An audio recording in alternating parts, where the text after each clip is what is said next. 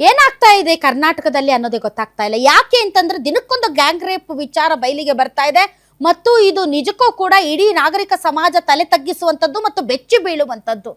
ಕಾನೂನು ಸುವ್ಯವಸ್ಥೆ ವಿಚಾರದಲ್ಲಿ ಪದೇ ಪದೇ ಪ್ರಶ್ನೆಗಳು ಹೇಳ್ತಾ ಇದೆ, ಯಾಕೆ ಗ್ಯಾಂಗ್ ರೇಪ್ ನಡೀತಾ ಇದೆ ಅಂತ. 5 ವರ್ಷದ ಮಗು, 3 ವರ್ಷದ ಮಗು, 13 ವರ್ಷದ ಮಕ್ಕಳನ್ನು ಕೂಡ ಬಿಡ್ತಾ ಇಲ್ಲ ಕಾಮುಕರು. ಬೀದಿ ಕಾಮಣ್ಣನಂತೆ ಬೀದಿಯಲ್ಲಿ ಓಡಾಡ್ತಾರೆ. ಮಕ್ಕಳು ಏನು ತಂದೆ ತಾಯಿ ಯಾರು ಇಲ್ಲ, ಒಬ್ರೆ ಓಡಾಡ್ತಿದ್ದಾರೆ ಅಂದ್ರೆ ಎತ್ತಾಕೊಂಡು ಹೋಗಿ ಅವ್ರನ್ನ ರೇಪ್ ಮಾಡಿ ಮರ್ಡರ್ ಮಾಡ್ತಾ ಇದ್ದಾರೆ. ನೋಡಿ, ಇದೇ ಒಂದು 2-3 ತಿಂಗಳಲ್ಲಿ ನಾವು 5-6ನೇ ಕೇಸ್ ಇದನ್ನ ಹೇಳ್ತಾ ಇರೋದು ಅಂತ ಅನಿಸ್ತಾ ಇದೆ. ಬೆಳಗಾವಿಯಲ್ಲಿ ಈಗ ಒಂದು ಗ್ಯಾಂಗ್ ರೇಪ್ ನ ವಿಚಾರ ಹೊರಗಡೆ ಬರ್ತಾ ಇದೆ. ಆದರೆ ಸಮಾಜಕ್ಕೆ ಹೆದರಿ ಎಷ್ಟೋ ಜನ ತಮ್ಮ ಮಕ್ಕಳ ಭವಿಷ್ಯಕ್ಕೆ ಹೆದರಿ ಆ ವಿಚಾರವನ್ನ ಹೊರಗಡೆ ಹಾಕೋದೇ ಇಲ್ಲ, ಅದನ್ನ ಅಲ್ಲೇ ಮುಗಿಸಿಬಿಡ್ತಾರೆ. ಯಾಕೆಂದ್ರೆ ನಮ್ಮ ಸಮಾಜ ನೋಡೋ ರೀತಿ ಬದಲಾಗುತ್ತೆ, ಆ ಮಗುವಿನ ಭವಿಷ್ಯ ಮುಂದೆ ಏನಾಗುತ್ತೆ, ನಾಳೆ ಅವಳಿಗೆ ಮದುವೆ ಆಗುತ್ತೋ ಇಲ್ವೋ, ಸಮಾಜ ಅವಳನ್ನ ಯಾವ ರೀತಿ ನಡೆಸ್ಕೊಳ್ಳುತ್ತೆ ಅನ್ನುವಂಥ ಸ್ಟಿಗ್ಮಾ ಭಯದಲ್ಲಿ ಯಾರು ಹೊರಗಡೆ ಬಂದು ಆ ಕುಕೃತ್ಯ ನಡೆಸಿದಂತಹ ಕಾಮಣ್ಣರನ್ನ ನೇತ್ ಹಾಕಲ್ಲ. ಇದು ನಮ್ಮಲ್ಲಿರುವಂತಹ ಅತಿ ದೊಡ್ಡ ಅಪರಾಧ. ಇವತ್ತು ಬೆಳಗಾವಿಯಲ್ಲಿ ಒಂದು ಗ್ಯಾಂಗ್ ರೇಪ್ ಪ್ರಕರಣ ಬೆಳಕಿಗೆ ಬಂದಿದೆ. ಇದು ಹಂಗೆ ಆಗಿದ್ದು. ಮುಚ್ಚಿಡುವಂತ ಪ್ರಯತ್ನ ಮಾಡಿದ್ರು, ಆದ್ರೆ ಬಿಡ್ಲಿಲ್ಲ ಪೋಷಕರು. ಮತ್ತೆ ಅದನ್ನ ಈಗ ಪೊಲೀಸ್ ಠಾಣೆ ಮೆಟ್ಟಿಲೇರಿದ್ದಾರೆ. 13 ವರ್ಷದ ಹುಡುಗಿರಿ, 13 ವರ್ಷದ ಹುಡುಗಿನ ಕಬ್ಬಿನ ಗದ್ದೆಗೆ ಎಳೆದೊಯ್ದು ಇಬ್ರು ಅಮಾನುಷವಾಗಿ ಗ್ಯಾಂಗ್ ರೇಪ್ ಮಾಡ್ತಾರೆ. ಇವ್ರಿಗೆ ಮನಸ್ಸಾದ್ರೂ ಹೆಂಗೆ ಬರುತ್ತೆ? ಇವ್ರ ತಾಯಿ ಹೊಟ್ಟೆಯಲ್ಲಿ ಹುಟ್ಟಿರಲ್ವ, ಅಕ್ಕ ತಂಗಿಯರ ಜೊತೆ ಬೆಳೆದಿರಲ್ವ, ಇವ್ರಿಗೆ ಮಕ್ಕಳಿರಲ್ವ? ಮಕ್ಕಳಿರ್ತಾರೆ, ತಾವು ಹೆತ್ತ ಹೆಣ್ಮಕ್ಕಳನ್ನ ಪ್ರೀತಿಯಿಂದ ಎಷ್ಟೋ ಗೌರವದಿಂದ ನೋಡ್ತಾರೆ. ಆದರೆ ಬೇರೆ ಮಕ್ಕಳನ್ನ ಮಾತ್ರ ತಮ್ಮ ಕಾಮದ ಚಟಕ್ಕೆ ಬಳಸ್ಕೊಳ್ತಾರೆ. ಇಂಥವ್ರನ್ನ ಏನು ಮಾಡಬೇಕು ಅಂತ.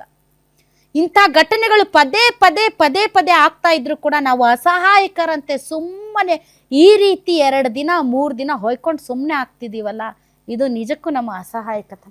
ಏನದು ಘಟನೆ ಬೆಳಗಾವಿಯಲ್ಲಿ ನಡೆದಿದೆ. ಅಮಾನವೀಯ ಕೃತ್ಯ, ಅಪ್ರಾಪ್ತ ಬಾಲಕಿಯ ಮೇಲೆ ಗ್ಯಾಂಗ್ ರೇಪ್ ನಡೆದಿದೆ. ಪಾಪಿಗಳು ನೀಚ ಕೃತ್ಯವನ್ನು ಎಸಗಿದ್ದಾರೆ. 7ನೇ ತರಗತಿ ವಿದ್ಯಾರ್ಥಿನಿ ಮೇಲೆ ಗ್ಯಾಂಗ್ ರೇಪ್ ಮಾಡಿದ್ದಾರೆ.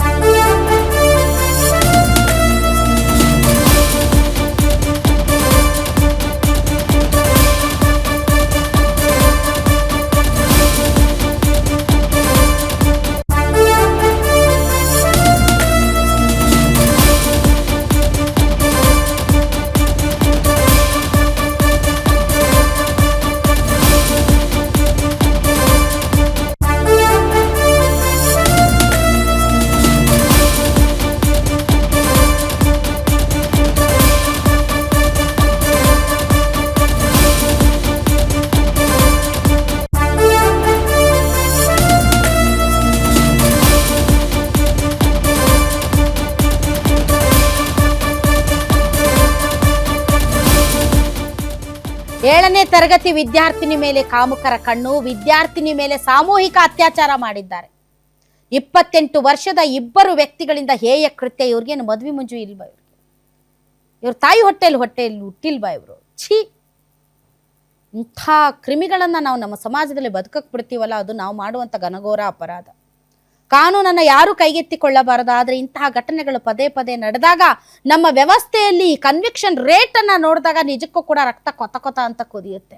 ರೇಪ್ ಮಾಡಿ ಮರ್ಡರ್ ಮಾಡಬಾರ್ದು ಮಾಡುವಂತಹ ಈ ಕಾಮಕರು ಆರಾಮಾಗಿ ಜೈಲಲ್ಲಿ ಊಟ ಮಾಡಿಕೊಂಡು ಜೀವನ ನಡೆಸ್ತಾರೆ. ಇಲ್ಲಿಯವರೆಗೆ ಕನ್ವಿಕ್ಷನ್ ರೇಟ್ ಕೇವಲ 2% ಅಂತ ಅಂದ್ರೆ ಯಾರಿಗೆ ಆಗಲಿ ಭಯ ಭಕ್ತಿ ಇರುತ್ತಾ?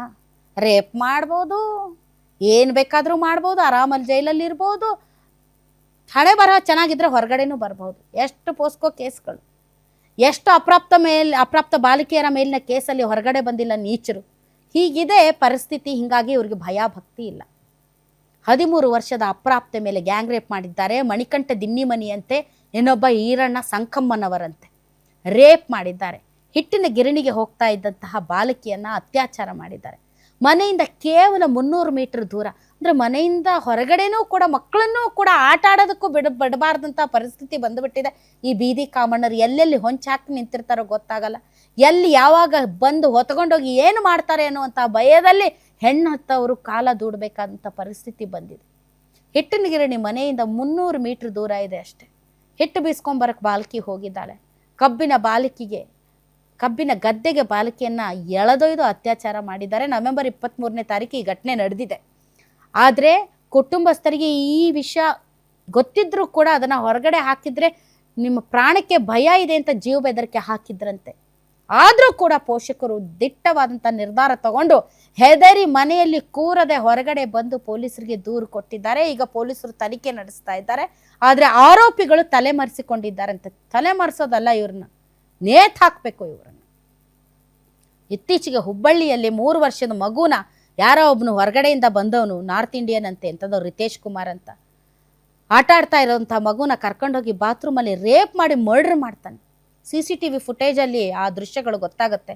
ಒಬ್ಬ ದಿಟ್ಟ ಮಹಿಳಾ ಪೊಲೀಸ್ ಅಧಿಕಾರಿ ಎನ್ಕೌಂಟರ್ ಮಾಡ್ತಾಳೆ.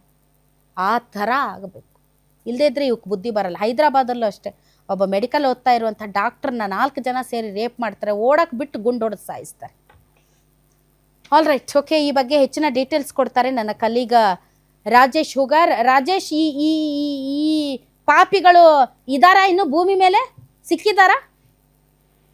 ಎಸ್ ಮೇಡಮ್, ಏನಂತಂದ್ರೆ ಕಳೆದ ನವೆಂಬರ್ 23ರಂದು ಈ ಘಟನೆ ನಡೆದಿರ್ತಕ್ಕಂಥದ್ದು. ಏನು ಮುರುಗೋಡು ಪೊಲೀಸ್ ಠಾಣೆ ವ್ಯಾಪ್ತಿಯಲ್ಲಿ ಏನು 7 ವರ್ಷದ ಬಾಲಿಕೆ ಮೇಲೆ ಅತ್ಯಾಚಾರ ಮಾಡ್ತಕ್ಕಂಥದ್ದು. ಏನೋ ಮನೆಯಿಂದ ಹಿಟ್ಟಿನ ಗಿರಣಿಗೆ ಹೋಗಿ ಹಿಟ್ಟನ್ನ ಬೀಸ್ಕೊಂಡು ಬರೋ ಮಾರ್ಗ ಮಧ್ಯೆನೆ ಆ ಬಾಲಿಕೆಯನ್ನ ಕರೆದೊಯ್ದು ಗದ್ದೆಯಲ್ಲಿ ಏನು ಸಾಮೂಹಿಕವಾಗಿ ಅತ್ಯಾಚಾರ ಮಾಡಿ ಏನು ಪರಾರಿಯಾಗಿರ್ತಕ್ಕಂಥದ್ದು. ನಂತರ ಈ ವಿಷಯನ ಪೊಲೀಸರಿಗೆ ಏನಾದ್ರು ಮಾಹಿತಿ ನೀಡಿದ್ರೆ ನಿಮ್ಮನ್ನ ಬಿಡೋದಿಲ್ಲ, ನಿಮ್ಮ ಫ್ಯಾಮಿಲಿಯನ್ನ ಬಿಡೋಲ್ಲ ಅನ್ನೋ ಬೆದರಿಕೆಯನ್ನು ಕೂಡ ಹಾಕಿರ್ತಾರೆ. ಹಿಂಗಾಗಿ ಹೆದರಿಕೊಂಡು ಅವರು ಇಲ್ಲಿ ತನಕನೂ ಕೂಡ ಪೊಲೀಸ್ ಠಾಣೆಗೆ ಹೋಗಿ ದೂರು ಕೊಡುವಂತ ಕೆಲಸನೂ ಕೂಡ ಮಾಡಿರಲಿಲ್ಲ. ಯಾವಾಗ ಹಿರಿಯರ ಸಮ್ಮುಖದಲ್ಲಿ ಸ್ವಲ್ಪ ಅವ್ರಿಗೆ ತಿಳುವಳಿಕೆ ಹೇಳಿದ ನಂತರ ಅವರು ಧೈರ್ಯ ಮಾಡಿ ಏನು ನಿನ್ನೆ ತಾನೇ ಹೋಗಿ ಸ್ಟೇಷನ್ಗೆ ಹೋಗಿ ಕಂಪ್ಲೇಂಟ್ ಕೊಡುವಂತ ಕೆಲಸವನ್ನು ಮಾಡಿದ್ದಾರೆ. ಸದ್ಯ 2 ಆರೋಪಿಗಳು ಕೂಡ ಈಗ ತಲೆಮರೆಸಿಕೊಂಡಿದ್ದು. ಅವ್ರಿಗಾಗಿ ಈಗ ಸದ್ಯ ಪೊಲೀಸರು ಕೂಡ ಹುಡುಕಾಟ ನಡೆಸ್ತಾ ಇದ್ದಾರೆ ಮೇಡಮ್. ಥ್ಯಾಂಕ್ ಯು ರಾಜೇಶ್, ನಿಮ್ಮ ಎಲ್ಲ ಮಾಹಿತಿಗಾಗಿ. ಬಟ್ ಈ ವಿಚಾರವನ್ನು ಡೆಫಿನೆಟ್ಲಿ ತುಂಬ ಸೀರಿಯಸ್ ಆಗಿ ತಗೊಳ್ಬೇಕು. ಯಾಕೆ ಅಂದರೆ ಇತ್ತೀಚೆಗೆ ಕರ್ನಾಟಕದಲ್ಲಿ ಗ್ಯಾಂಗ್ ರೇಪ್ಗಳು ಜಾಸ್ತಿ ಆಗ್ತಾ ಇದ್ದಾವೆ. ಡೇ ಟು ಡೇ ಬೇಸಿಸಲ್ಲಿ ನಾವು ಕೂಡ ಸುದ್ದಿಯನ್ನು ಪ್ರೆಸೆಂಟ್ ಮಾಡ್ತಾ ಇರ್ತೀವಿ. ಇಂತಹ ಸುದ್ದಿಗಳನ್ನು ನಾವು ಕೂಡ ಲೆಕ್ಕ ಹಾಕ್ತಾ ಇದ್ದೀವಿ. ಇತ್ತೀಚೆಗೆ ಗ್ಯಾಂಗ್ ರೇಪ್ ಪ್ರಕರಣಗಳು ಜಾಸ್ತಿ ಆಗ್ತಾ ಇದೆ. ಯಾಕೆ ಆಗ್ತಾ ಇದ್ದಾವೆ ಅನ್ನೋದರ ಬಗ್ಗೆ ಪೊಲೀಸ್ ಇಲಾಖೆ ಮತ್ತು ಗೃಹ ಇಲಾಖೆ ಚಿಂತನೆ ನಡೆಸಬೇಕು.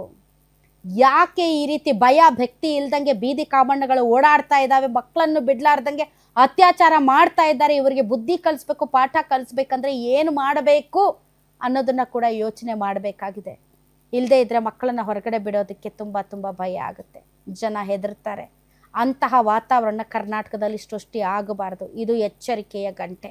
ಇದನ್ನು ಕೇಳಿಸಿಕೊಂಡು ಮುಂದೆ ಆಗಲಾರದಂತೆ ಕ್ರಮ ತೆಗೆದುಕೊಳ್ತಿರೋ, ಅದೇ ರೀತಿ ಗೊತ್ತಿಲ್ಲ ಅಂತ ಜಾಣಕಿವುಡು ಪ್ರದರ್ಶನ ಮಾಡ್ತಿರೋ, ನೀವೇ ಯೋಚನೆ ಮಾಡಿ.